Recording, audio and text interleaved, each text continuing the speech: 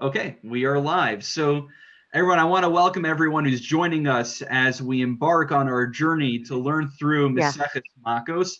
I know it was advertised as Masechet Makkot, but you'll forgive me that I have an Ashkenazi accent, so hopefully we'll bear with that.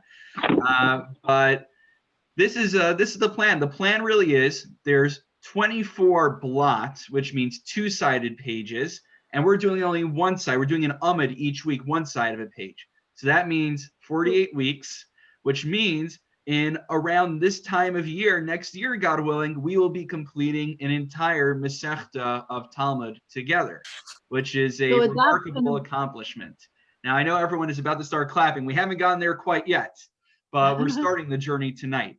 And this is really the method that I'm planning on using. Unlike some of my other classes where there's a source sheet and I guide us through it, I really want to keep the video on so I could see everyone as we're learning. So what I did was I provided two links in the chat, which I think will be helpful. I mean, number one, for those who saw the emails, if you have your own Gemara, your own Talmud with you, all the better. But if not, the first link is Sepharia, which has the text in Hebrew, in Aramaic, Hebrew, and English in it. So that's the first link.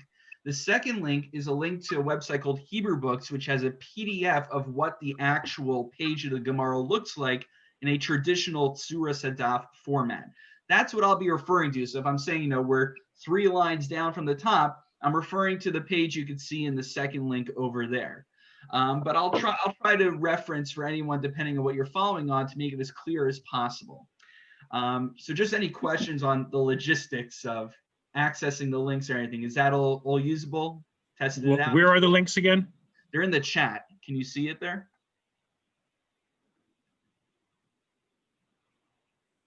I see the chat. I don't see any links in the chat. You know what? So I think it might be in the chat sometimes that if I posted it too early, you might not see it. So let me read. There it is. Now I see it. Okay, so I think I posted it toward the beginning of the meeting. So that's why if anyone came a second afterwards, they missed it. So there you go. The first one is the first one's a PDF. The second one is Sepharia. So you could follow along with whichever one you like. We're going to translate and explain everything. But if you want to have English, yeah, Toby? And can you use the art scroll? I mean, by all means, you can use the art scroll. I'm not assuming everyone has a full set of art scroll in their house, but if you have an art scroll, that's helpful too. The only reason I'm saying this is I'm going to translate everything in a moment, but the idea of this class based on our survey is that I'm assuming that the average person here has opened up a Gemara in their life before and has a general familiarity, even if they can't translate any of it. But also I want to try to be accommodating to those who are trying to learn Gemara for the first time. So what I want to actually do is screen share just for the benefit of those who are joining for the first time to try to orient us. So for those who are already familiar, you'll just indulge me for a minute or two. So what you're looking at over here is the link for the Hebrew books. This is the beginning of Makkos. And what we're going to be starting off with is we plan to cover this whole page today. Now, it looks daunting, but when you think about it, we're actually only covering this part of the page. The rest of it is commentary.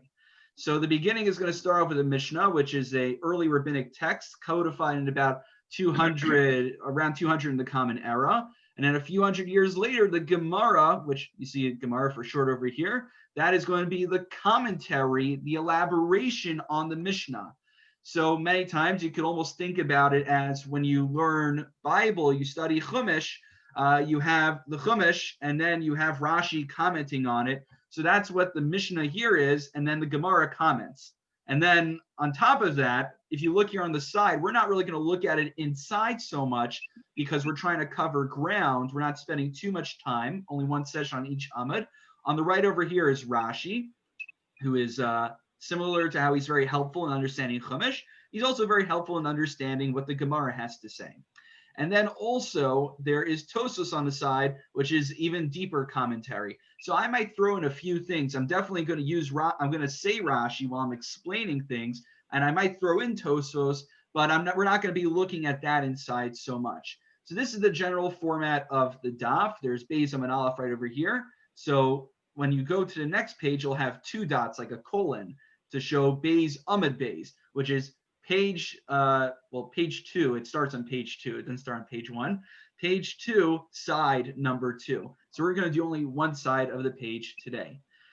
So now that's what the Gemara has to say. So I'm hoping everyone is able to access the link at this point. And now I just want to give a conceptual introduction to Makkos before we jump into the Mishnah. Or we'll look at the first few words in the Mishnah. So the Mishnah starts off, which is right at the beginning, the first words, Ketzad ha'edin nasin zomimin. How is it that witnesses could get a status of becoming perjurous witnesses? So there is a verse in the Torah. I think for those who are in our Sunday morning Chumash class, we actually saw this in a Rashi recently in our class, where we talked about Edom Zomimin. So Edom Zomimin are witnesses that they come to court. They say, for instance, Ruvain owes Shimon $200, and then another pair of witnesses comes in and they say, how can you testify that Ruvain owes $200 to Shimon? You were with us in California when you claimed this business transaction took place in New York. Now, they didn't have Zoom back then. So if you were with us on that day, you could not have seen it happen. So when the second pair comes in, they are mazim the first pair, and they prove that they are perjurous witnesses. And under the right circumstances, what happens is, instead of Ruvain having to pay the $200 that he doesn't owe any longer, these false witnesses pay the $200 to Shimon instead. Or similarly, if the witnesses said that Ruvain committed a sin that would incur Makkos. Now, what does Makkos mean? Now we get a definition. Makkos means lashes. That certain sins are so terrible that one incurs lashes for committing them. So if they come in, they falsely say Ruvain committed X sin and he now incurs lashes. Ruvain is, instead of Ruvain getting the lashes, when these witnesses are proven to be false witnesses, they get the 39 lashes instead. So that's what's special. That's what's unique about Edom Zomin. They basically take on the punishment that they attempted is a key word. They attempted to mete out falsely to somebody else. So now it's important to keep this in mind, because our Mishnah doesn't start off by giving us a classic example of Edom Zomimin, perjurous witnesses, but rather what it's going to do is it's going to give us two exceptions to the rule, which the Gemara is going to be as confused as we are, because why would the Mishnah start with two exceptions to the rule instead of first establishing the rule like we just explained? So what are these two exceptions? Let's take a look in the Mishnah. So Ketzad Edom Nasim Zomimin. How do witnesses get charged as Edom Zomimin, as false witnesses? One example is Me'idin anu bish ploni shahu ben grusha o ben chalutza. So let's say these two witnesses come in and they say that Ploni, that Ruvain is a son of a Kohen who married a divorcee or married a chalutza. So the halacha is that someone who is of Kohen, of priestly lineage, he is not supposed to marry a grusha, a divorcee. The halachic ramifications of that is that if he marries a divorcee and they have a child from that union, the child is called a halal, which means that he loses his Kohen status. He's not able, for instance, to serve in the Beis Hamikdash. He's not able to duchen, do birchas kohanim on the holidays. He basically, for all halachic intents and purposes, loses his Kohen status, because Kohanim are not permitted to marry a divorcee, a grusha. And also, for those who are with us for the Sunday morning class, who could tell us what chalitza is? Ugh, we have a few Sunday morning rep. Okay, I'll spare you. Don't worry. So chalitza. Oh, we got Toby. Toby, you volunteering? It's the ceremony of the spitting into the shoe for a person who does not want to perform yibum. Ah, very good. So now I have to back up and define yibum. So very quick tangent. So let's say a man passes away. He leaves a wife and a brother in this world. There's a mitzvah of yibum for his brother to marry his wife and have a child through that union, because he wasn't able to leave a child in this world. Now, as you can imagine, among all many other things, it could be kind of awkward, and for any reason, they might not want to get married to each other right after their brother/husband passed away. So they have an out called chalitza. Chalitza is like a pseudo divorce because they're sort of connected to each other after their brother passed away. They're supposed to get married to each other, but they choose not to. So going through this chalitza process on a rabbinical level, it's viewed as divorce. And since a Kohen is not allowed to marry someone who's divorced, and having a child of that union renders that person pasul kahuna, they are no longer considered a Kohen. So now I would think. I witnessed chalitza. Oh, really? I was a witness to the performance of this mitzvah. So it's a very odd kind of mitzvah. Like it's the boot, you take off the boot and you spit. It's a very odd ceremony. So it's we spent a lot of time in our Sunday morning class getting into the halachos. So I have to talk to you after shir. You'll give me more insight into it. But today we only do chalitza. We don't do yibam, except for some Sfardim. But for the most part, Ashkenazim don't do yibam automatically, even if both the woman and the man want to do that. But anyway, that's all to say. If you were to ask me, okay, now we understand how Edom Zomamin work. Edom Zomamin, they get whatever they attempted to mete out. Whatever they falsely accused that person of, they get that punishment instead. So I would think it's logical that if they accused Ruvain, not accused, but they just stated, they testified, it's not an accusation really, but they testified that Ruvain is a chalal, he's a son of this union, and they're trying to take away his Kohen status. If they were Kohanim, they should lose their Kohen status because that's what they tried to mete out to him. That's what would be logical. However, the Mishnah tells us, we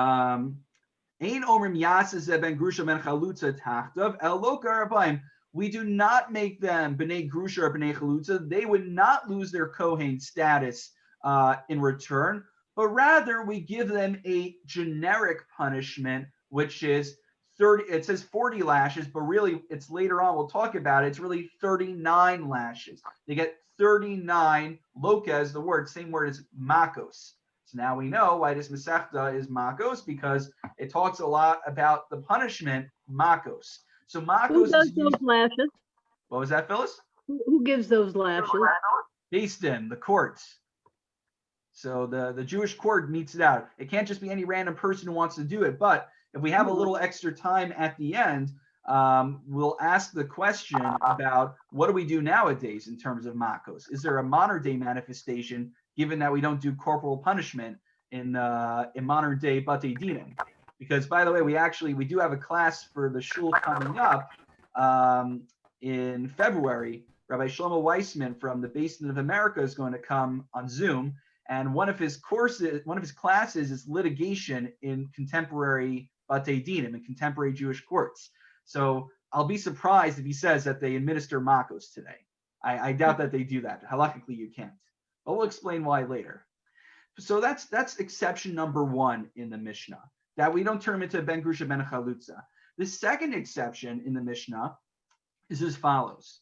Me'idin anobish kloni shu chayiv liglos.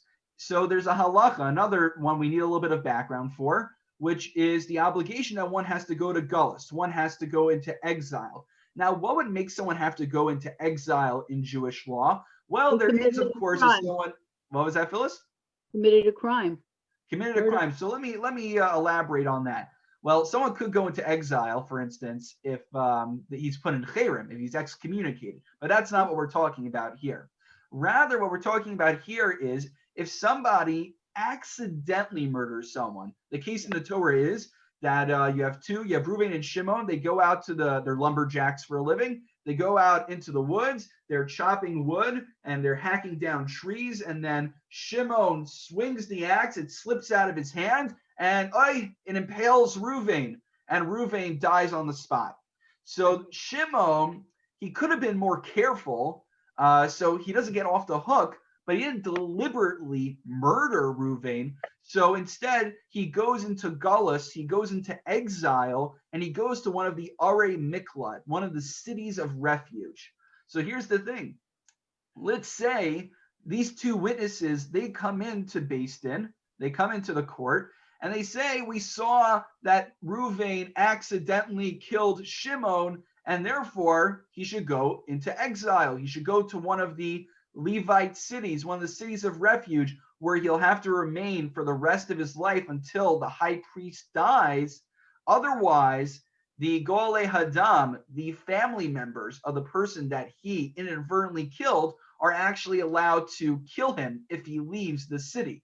So he gets a certain punishment. He's allowed to live. We don't put him to death, but he gets a certain level of punishment that he has to live in a city of refuge until the high priest dies.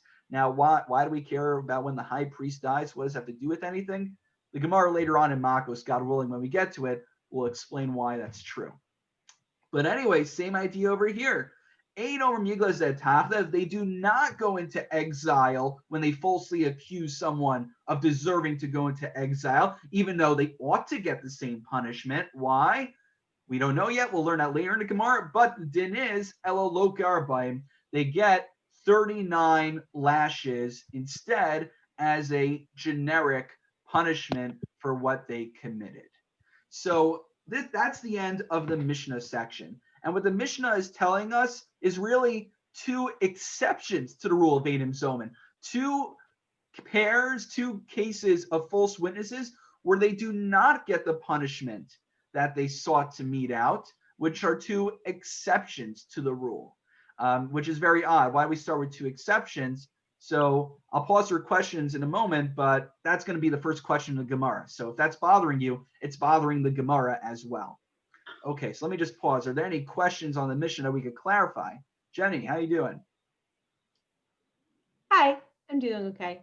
I just want to, as a backup, you're saying that that these are exceptions to the rules, but it actually seems like it's establishing a rule that the punishment for bearing false witness is 40 lashes, regardless of what the other, like whatever the situation. Is there ever a situation where someone is not going to get 40 lashes for being a false witness? Absolutely, because Okay. what we have is there's a principle in halacha, which we'll talk about, I think, when we get to about, I think on Daled Amud Aleph, so we have a few weeks till we get there. There's a principle called Kimle B'Derabba Mineh, which means, let's say I shoot an arrow at somebody and I murder them, I kill them. So I did two things with that action. One is I murdered somebody, but also I happen to have torn and ruined their clothing at the same time. So when I go to Beis Din only smacks me with the stronger punishment for that one action. We categorize it not as an act of vandalism, but as an act of murder. So I would only be, if I was warned properly and there were two witnesses and there's a lot of things that have to be lined up for this to work, I'm put to death instead of, I don't have to compensate him for his or his family for the shirts that I tore, but I only get the death penalty instead because that's the rule of Kimle B'Derabba. So usually when witnesses, they get the punishment that they sought to mete out, that would be in lieu of the Makkos. But when they're not getting the punishment that they sought to testify against someone else to give that person, then we default on the generic Makkos. We're not going to do this inside, but for those who are looking at the Tzur Sadaf, at the formal page of Gemara, you'll look on the left, the first Tosfos in Makkos deals with this whole entire question about how can Makkos replace the rightful punishment that they're supposed to be getting. So some say that in Hachinami, that is still fulfillment of them getting their proper punishment. But some say that in cases which a person, you just can't fulfill giving them the same punishment that they tried to give to somebody else, then Makkos would be sufficient because this doesn't constitute, maybe the cases in the Mishnah are actually not cases of Eidim Zomen at all. They're just cases of regular perjurous witnesses. And we'll talk about that distinction also as we elaborate more in the Gemara. But I hope, does that clarify it? Yeah, so I think what you're saying in that case where someone was accused of actually murdering someone, a conspiring witness would be murdered. If two witnesses want to put someone else to death, and then they are found to be, so then the Beis Din gives the verdict, and the two witnesses are found to be false, they get the death penalty instead, right? And and possibly Tosos says, possibly in that case, Makkos getting lashes would not suffice because death penalty, of course, intuitively is higher than Makkos on the scale of punishment someone could receive. Okay, I think someone else had Jeremy, you had a question? I did, and this really goes back to one of the first comments that you made. The example had to do with, I think Ruvain allegedly owed someone money, and two false witnesses came and said he didn't pay the money or something to that effect. And I thought you said that if they're determined to be false witnesses, they are then required to pay the money. To whom do they pay the money? Did Ruvain actually have a debt? Did Ruvain discharge his debt, or would the false witnesses be required to pay the debt on his behalf, or to pay the money to him that they accused him of not having paid to the creditor? So I believe the money goes to the person that they falsely accused. Well, we'll talk about that a little more later on, but if memory serves, it goes to the person they falsely accused. And now the question is, this is like a really funny idea. Why do I get the punishment that I tried to testify and falsely give to someone else? Where else in the Torah do we see that? There should just be one punishment for false witnesses. Maybe Makkos, that's what it should be. Why is it that it conforms to whatever I attempted to give to somebody else? So Rav Elchanan Wasserman has a fantastic approach to understand this. So Rav Elchanan Wasserman, I guess for those who aren't familiar, a student of the Chafetz Chaim. So Rav Elchanan Wasserman says, we have to understand the chronology of what's happening in a typical court case. In a typical court case, what happens is the witnesses, they come in, they say, Ruvain murdered Shimon. Then what Beis Din has to do is they have to do what's called Gemar Din, which means giving the verdict. The judge hits the gavel, so to speak, and says, guilty. Now you are going to be, taken out to the gallows. I'll use this as an expression. Then, only then, if a second pair of witnesses comes in, can they turn the first pair into Edom Zomamin. But if Ruvain actually was put to death already based on the false testimony, they would not become Edom Zomamin to receive the same punishment. They would not be put to death, but rather they would just get standard Makkos for lying in court. Now, this is weird because I would think if they actually succeeded with their false testimony, right? I see all the looks over here. If they succeeded in killing somebody, then they certainly should be put to death, not just if they attempted to put somebody to death. So Rav Elchanan Wasserman explains as follows. He says, the thing is, once Beis Din gives a verdict that someone has to die, there is this verdict given by Beis Din. Now, really, it would be Ruvain who's going to be put to death. But because Ruvain was found to be innocent in the end of the day, and Beis Din already created a din, they already created that there is a death sentence that needs to be meted out. Well, it's not going to be fulfilled by Ruvain because Ruvain was just found innocent. So rather, who ought to get it instead of Ruvain? Well, it ought to be the false witnesses that tried to give it to Ruvain. But once Ruvain is already put to death based on the false testimony, there's no longer a verdict of a death penalty out there that needs to go to somebody. So then they get standard Makkos instead. So I know some of you are still shaking your head saying, well, I get it. I hear the mechanics, but I'm not satisfied ethically with them getting away with that. I'm not going to be able to fully answer that in a satisfying fashion. And that's one of the enigmas of Edom Zomamin. So much so, actually, in the later Mishnah, the Tzedukim, which were another sect of Jews during the Second Temple era, they actually argued that no, only after they managed to kill Ruvain do they get put to death, but not if they just attempted. So this actually, maybe some of us are Tzedukim, I don't know. But, that was their debate with the rabbis. Now, okay. So let's move on to the Gemara, because I think the Gemara might address a few questions that are troubling us about this Mishnah. Can't promise we'll answer all of them, but we'll answer some of them, hopefully. So here we go. Okay. Beginning of the Gemara. So remember how the Mishnah starts off asking, Ketzad Eidim Nas Zomen? How do witnesses become Eidim Zomen? Now again, I'm not going to translate this term over and over again. It's like a key term we're just going to remember. Eidim Zomen are perjurous, false witnesses. But when I say Eidim Zomen, it doesn't just mean they're false witnesses. It means that they were found guilty after the verdict was given, but before the person they falsely accused was punished, so they get the same punishment. That's a special term, Eidim Zomen. Can I define that better before we go on? Because that's a key term we got to know. Okay. So ha-ketzad eina Eidim nas zomi vayele. Really, the Mishnah should start off saying, how do two witnesses not achieve the status of Eidim Zomen? Because we just listed two exceptions to the rule. It's say eina Eidim nas zomen, not how do they become Eidim Zomen.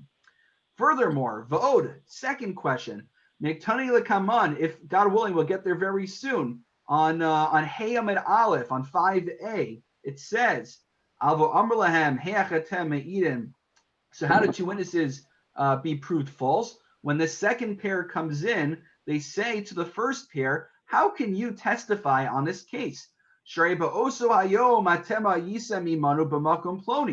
were with us in New York when you claimed that this murder took place in Los Angeles. You couldn't have seen it.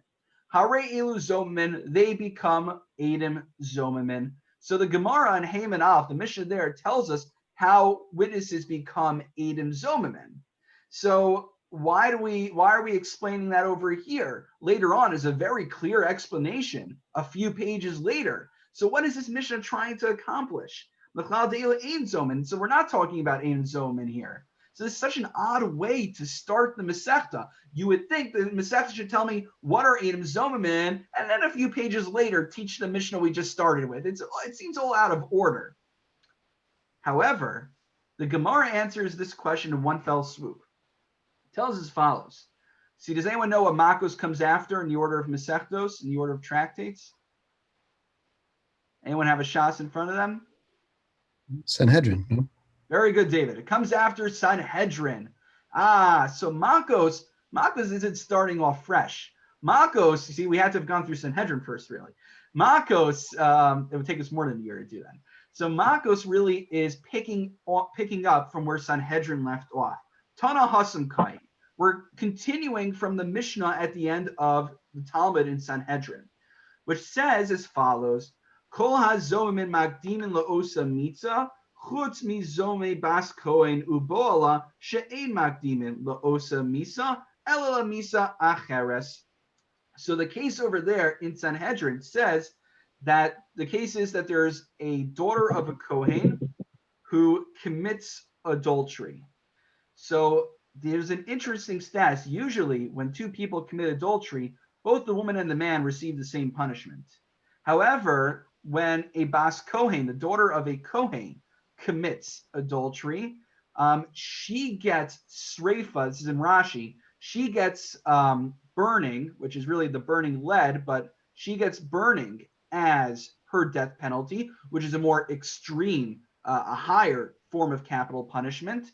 And the adulterer, the man who committed adultery, he gets chenek, strangulation, which is still pretty bad, but not as bad as sreifa, as burning. So the witnesses, let's say Eidim Zomen, they came in, they said this daughter of a Kohen and this man, they committed adultery together. So they would not get the more extreme death penalty. They would only get chenek, they would only get strangulation like the man who committed adultery. So you could see in that case, Sanhedrin leaves off telling us that there is a case where you have two false witnesses who they get one of the punishments, but they don't get the full brunt of what they tried to do to the woman by falsely accusing her. So there is already a quasi exception to the rule of Eidim Zomen.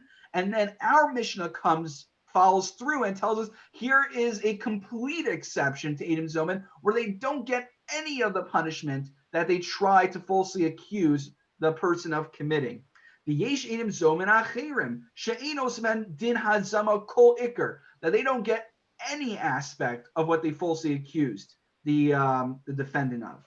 Ela Malkus Arbaim, rather they only get 40 lashes. And then our Mishnah continues. The Gemara basically tells us what our Mishnah should sound like. Ketzad me'idin on a bish ploni shu ben grusho ben chalutza. If they falsely accuse someone of being the son of a Kohen divorcee relationship, ein omrim yatzeh ben grusha ben chalutza tachtov el lokes arbaim. They don't become a ben grusha or ben chalutza. They don't lose their Kohen status, but rather they only get malchus. So now I understand why this Mishnah is expecting us to have so much background knowledge. The rabbis were assuming that, we started from the beginning of Shas, the beginning of the Talmud, and we're walking our way through the entire Talmud. And we just finished Sanhedrin. We made a siyum a week ago, and now we're starting Makkos today. The rabbis, I guess, had a more peachier belief of how many people were going through the entire Talmud. Many people are doing Daf Yomi. I personally am not. And some of us here are, some of us here aren't. So we need to know that little bit of Sanhedrin. So that's the explanation. We're picking off from the end of Sanhedrin, where Sanhedrin gave us a quasi-exception to Edom Zoman, and now we follow through with two full exceptions to Edom Zoman, two people who don't get any of the punishments that they attempted to mete out to the other party. Okay. Rabbi, I have a question. Jeremy. For you. On the example of the adultery, and the woman, the adulteress, who happens to be the daughter of a Kohen, gets this aggravated execution, and the false witness. And so I'm assuming that the false witness is the Edom Zomerman is determined before she's put to death. Is that correct? That is so. Correct. Now, and because if she was actually put to death, then they would get the lashes because there's already been a death, the account's been settled. But if the false witness was a woman, as opposed to a man, would the woman get the aggravated death penalty, or would they get the strangulation like the male witness would get? That's a fascinating question. So you're saying are the witnesses getting the lesser extreme of capital punishment because we match them to the man? They are men. So if in theory they were committing an act of adultery, they would be getting chenek, they'd be getting strangulation, not sreifa, not burning. So I don't think it has to do with the gender of the witnesses per se, though that's a very good point. Wouldn't the woman have to be a Bas Kohen also then? Right, exactly. So right. I don't think it's about their personal identity. I think it's that it's basically tafasta meruba lo tafasta, which means that when I have two things, I have one thing that is extreme, but one thing that's even more extreme, the onus of proof is to give them a more extreme, a more severe punishment. And since we can only give them one, we suffice with the lower one because that's the general principle. It takes the onus of proof is to give them a stronger punishment. So since I can equally say either way, we have to lean leniently and give them a lesser punishment in that case. Are women allowed to testify in court? Are they allowed to be witnesses? Oh, not in these kind of cases. There are exceptions, such as in an Aguna case. The Gemara in Yevamos talks about where a man goes to a foreign country, and back in the day, he could die there for all we know. So if a woman comes back, even just one woman comes back and says, I saw that he died, whatever the causes were, in those kind of extreme cases, based in accepts female witnesses. But you are right. The general assumption in the Gemara here is that there can only be male witnesses in these cases. Modern day Batei Dinim find ways around that, but that'll be a good discussion for Rabbi Weissman during his Scholar in Residence program. Okay. Any other questions that we could address? Okay, good. I know I'm throwing a lot of material out in this first class. It's a lot of background material to give. And I will definitely try to take time at the beginning of our next session to go over some of that. And I just want to welcome people. Let me put my email here in the chat for a moment. It's Rabbi Kurtz at casstanford.org. I spelled that right. And, I want to make sure, I know some people have more experience learning Gemara, some people, it's a little bit of a newer experience. I want to try to take time outside of class if people need help just understanding some of the concepts. I'm happy to make time to try to make sure we're all on the same page and progressing together as a group. Okay, so now here's the thing. we addressed the first question, which is what's with this non sequitur of a Mishnah? Now, the second question that we might be wondering is, well, now that we know we're talking about two exceptions to Edom Zomamin, why are these exceptions to the rule? Meaning, if the two witnesses were Kohanim, passel that, or passel their children, passel them, disqualify them from being legitimate Kohanim, just like they tried to do to Reuven, to the defendant. If they tried sending the defendant into exile, they should be sent into exile. So it doesn't really make sense. Why are these two exceptions to the rule? I understand they're exceptions, but why? What's behind it? So tonight we'll explain why they don't become chalalim, why they don't lose their Kohen status. And then next week, God willing, we'll address the second part of the Mishnah about why they don't go to exile. So moving forward in the Gemara, Menahani Mili. So where do we get this from? So there's going to be two approaches to explain why it's an exception to the rule, why they don't become disqualified from kahuna. Number one, Amar Rabbi Yeshua ben Levi, Amar Rishon ben Lakish, to Amar Kra, because it says in the verse that is found in Devarim, Deuteronomy, Yotes, 19:19. As I said, our Chumash class on Sunday mornings, we covered this actually a while back, but I think while I was here with the group. It says, "Va'asisem lo kasher zamam la'asos la'achid."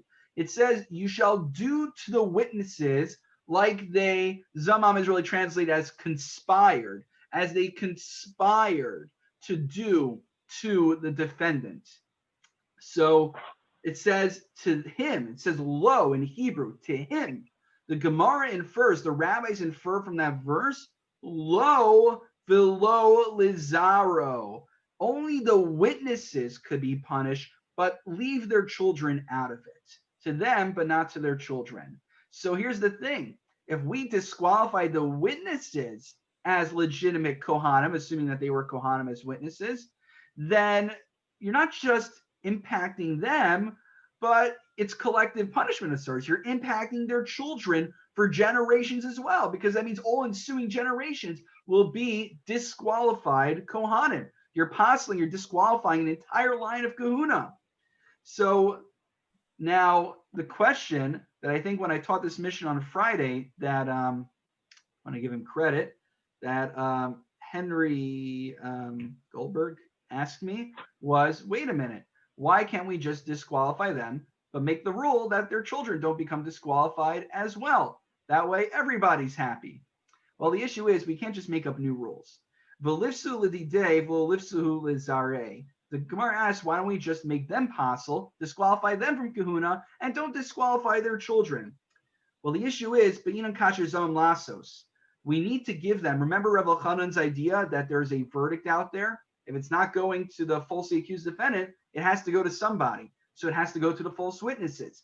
So we can't give them half the verdict. They have to take the complete verdict. And a complete verdict wouldn't just disqualify them, it would disqualify also their posterity as well.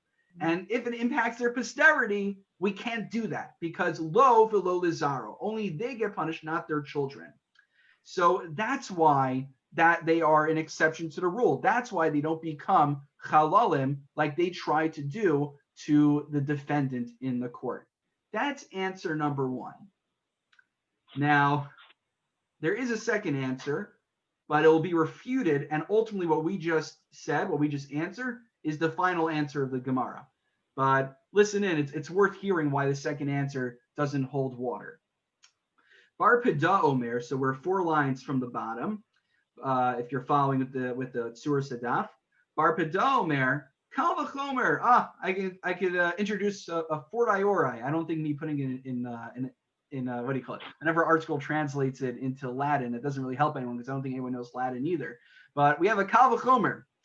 What's the Kal v'chomer? So I'm going to logically prove to you how why this is problematic, why they cannot become B'nai Grusha and B'nai Chalutza. Uma mechalel eino mischalel. Just as, so here's an interesting rule. The Kohen who marries a divorcee, he doesn't become disqualified from kahuna. He is still a legitimate Kohen. Now, it happens to be halakhically, because of what he did, halacha that's accepted is that he doesn't duchen, he doesn't do berachas kohanim, and ideally he shouldn't be serving in the temple either. but he technically still maintains his status as a Kohen. Once it's given, it's not taken away. But what he was really doing when he marries a divorcee is that any children he has from that union are going to become chalalim. They are going to become disqualified. So we have an interesting scenario where I could disqualify my children, but without really impacting myself. So that's the general case. Hamechalel eno mischalel. Just as someone who causes his children to become disqualified, but he himself doesn't become disqualified, even though you would think if anyone should become disqualified, it should be him, but that's not the case. Habalechalel, someone who just comes in an attempt to be machal someone, meaning the Adam Zoman who are only attempting to cause someone to become disqualified. Velo chilel, but they did not succeed in disqualifying him. Eino din shalois chalel. Certainly they should not become chalalim then. Because if someone who accomplishes making his children halal doesn't become a halal, these witnesses that only attempted to make this person, the defendant, a halal, they shouldn't become halalim then. That's the kal v'chomer that he makes. That's his logical inference. What was that, Dina? Could you, Or Phyllis, could you explain why the children, the father doesn't lose his status and the children do? Why do they get punished for his marrying a grusha? I don't have a good answer to it if you're asking on an ethical level. It's kind of similar almost to the questions you have with mamzerus as well, which is, you have two people who commit adultery and then they have a child from that union. The child has a status of mamzerus, becomes a bastard in English, and he's not able to marry a regular Jewish person of regular Jewish lineage. So it's a similar issue over there. I'm not equipped to give you the ethical answer to it, but that is the accepted halacha on it. But I don't have the sources in front of me, but that is the understanding of how it works. Yeah, So okay. the kal v'chomer, I mean, it's a good question to ask though. I'm not equipped to answer it properly. But the kal v'chomer here is, well, if a person who has a child could turn him into a disqualified Kohen, but he himself doesn't become disqualified, witnesses that merely attempt to make someone disqualified, certainly they shouldn't become disqualified themselves. That's the kal v'chomer of the Gemara. I don't have a better translation for kal v'chomer other than the Latin, so you'll forgive me, but I think we understand the logic, hopefully. So that's his proof. That's why the witnesses can never become disqualified, because they're only attempting to disqualify somebody else. Now, here's the thing, though. Remember what we just talked about for Adam Zoman, how Adam Zoman work? Remember Adam Zoman, that they only attempt to cause someone to get a punishment, but they don't actually succeed? Well, the issue with this kal v'chomer is that it basically uproots the entire basis of what Adam Zoman are.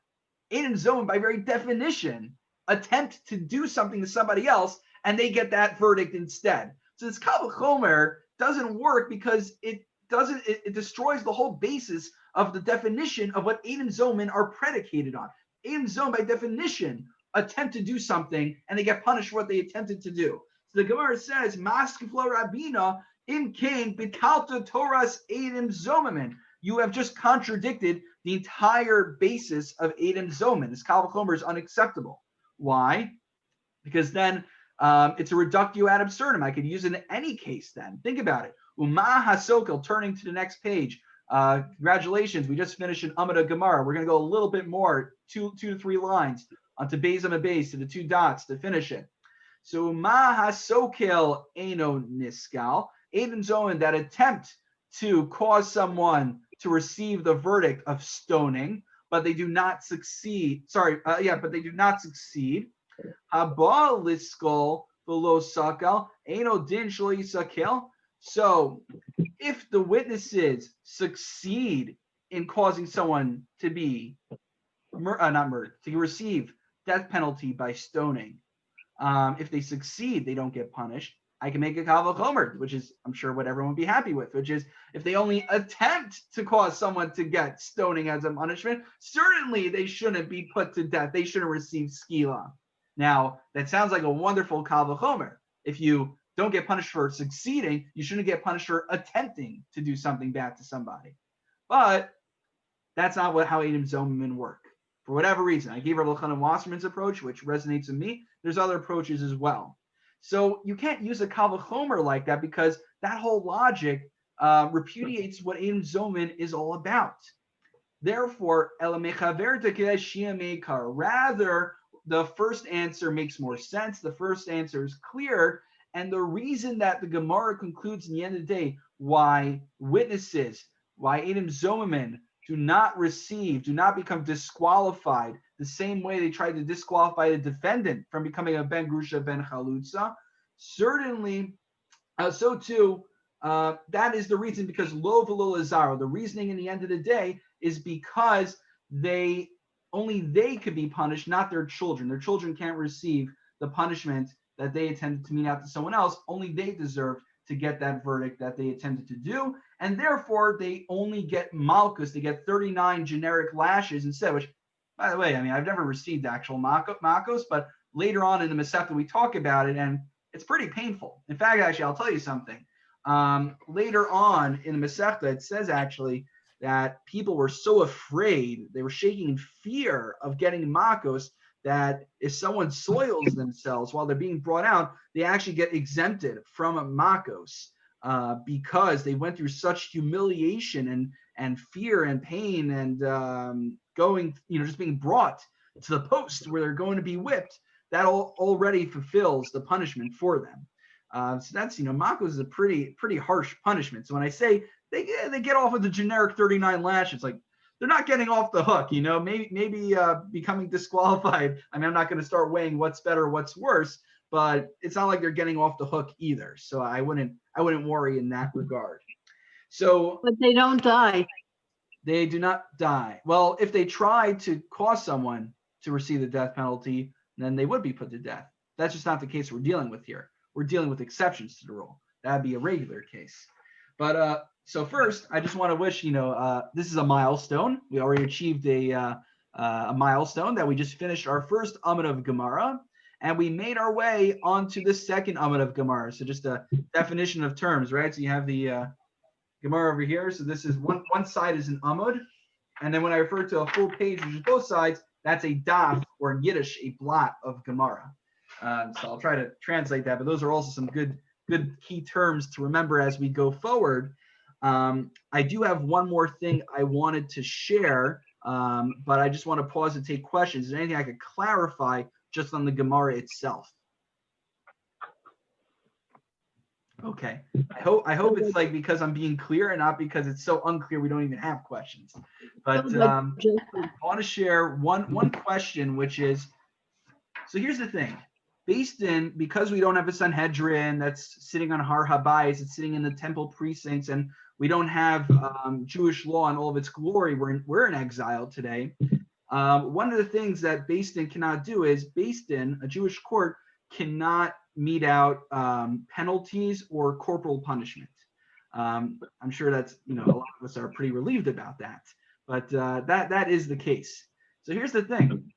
Let's say I committed a sin which would make me incur 39 lashes. And because there's no Beis Din around today to give me 39 lashes, but I want to do teshuvah, I want to atone for my sin, is there a way for me to achieve teshuvah and atone for my sin in lieu of the Makkos that Beis Din would have given me otherwise? So Erwin and I were talking about this earlier today. There's this minhag. I've never done it myself, but the Torah mentions, this is the code of law preceding the Shulchan Aruch, that on Erev Yom Kippur, mincha before Yom Kippur, people would have a custom to give each other lashes.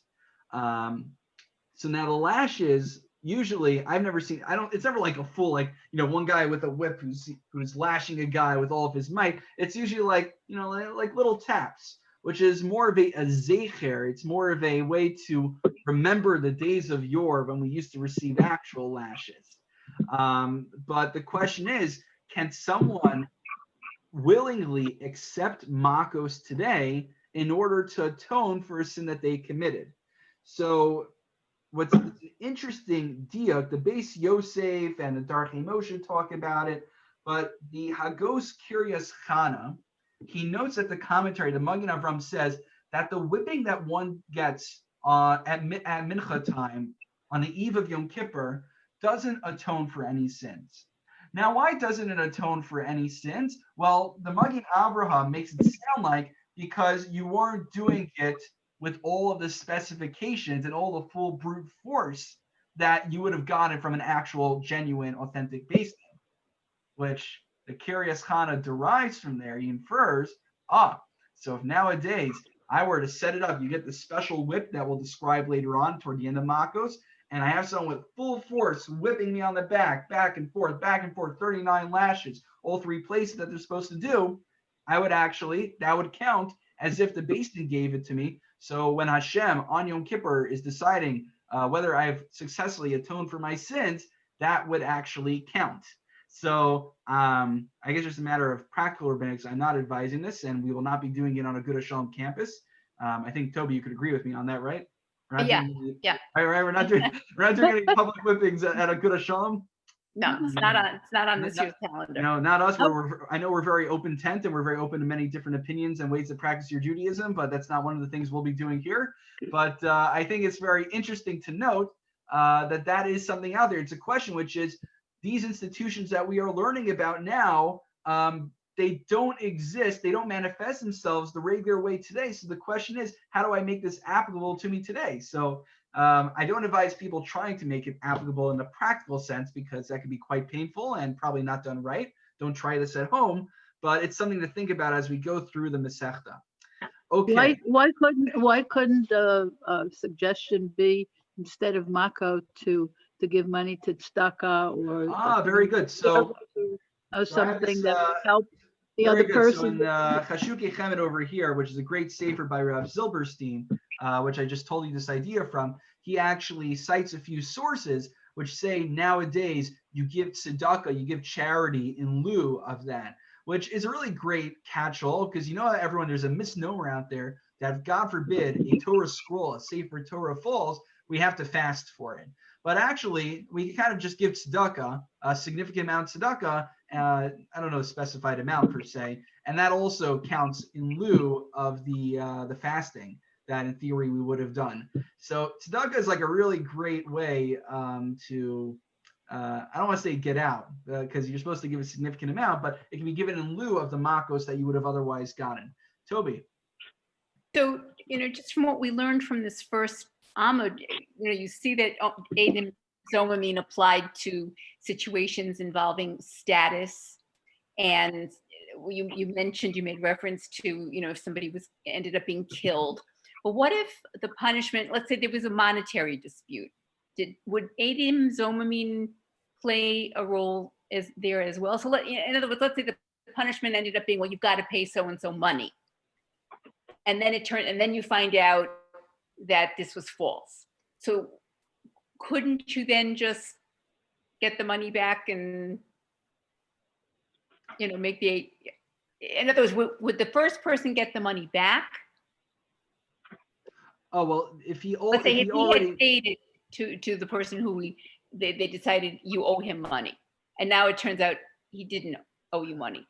So what you're bringing up is a discussion among the commentaries, which is, well, when it comes to a death penalty or it comes to Makkos, once Makkos are given, once a death penalty is administered, a person is executed, that's not something that's reversible. Right, but money is. That's right, but the money is reversible. So that's all right. That question is raised, I believe, among the Rishonim, but I think the general understanding is once he already pays Shimon the money, then that already constitutes following through on the judgment. So that's already post. It's not just the verdict was given at that point, but the punishment was considered meted out at that point as well. That's the general understanding. Then what happens to the Adam Zomamin?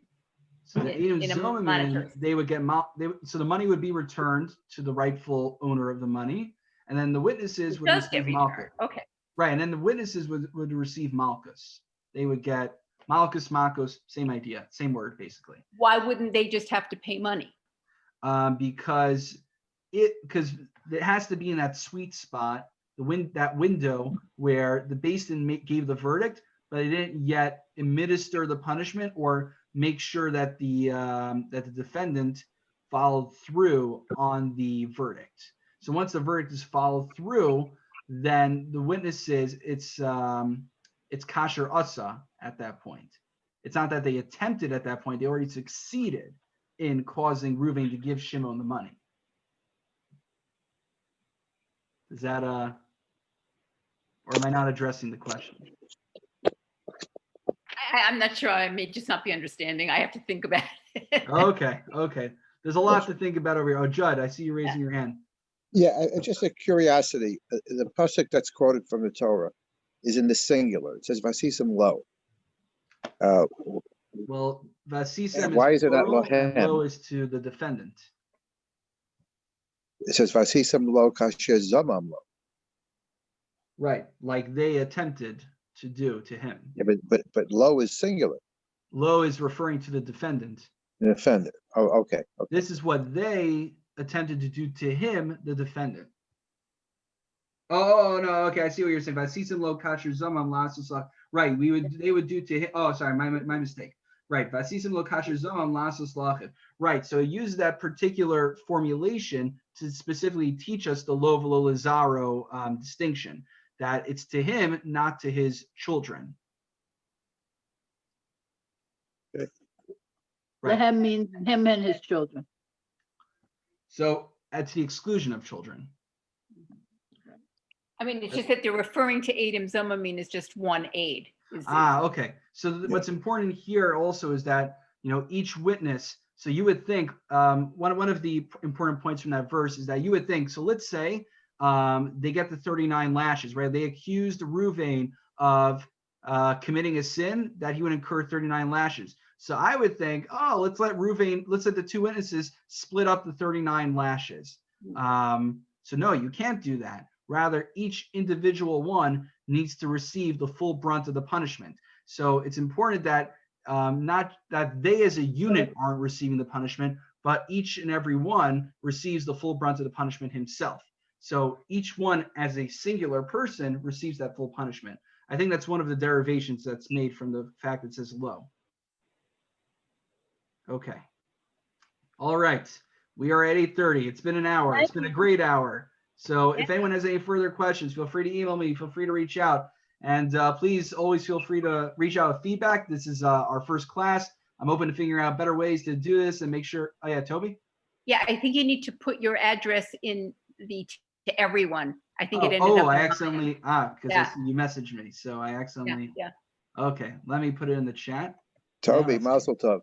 Thank you. Okay. How's everybody? Thank God. Wonderful. Baruch Hashem. Good. Okay, my email is in the chat, Rabbi Kurtz at cas-stanford.org. Feel welcome to reach out. And so now it's not 48 weeks anymore. Now it's 47. And God willing, it'll fly by really fast. And as I said, we keep at this pace. At about this time next year, we'll be finishing the entire Masechta together, God willing. All right, Yasher Koach, everyone. Thank you. For coming. Have a Thank great night. you very much.